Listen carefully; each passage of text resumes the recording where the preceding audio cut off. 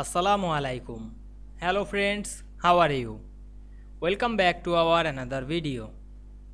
In this video, I am going to show you how to insert a tilde over letter in Microsoft Word. Let's get started.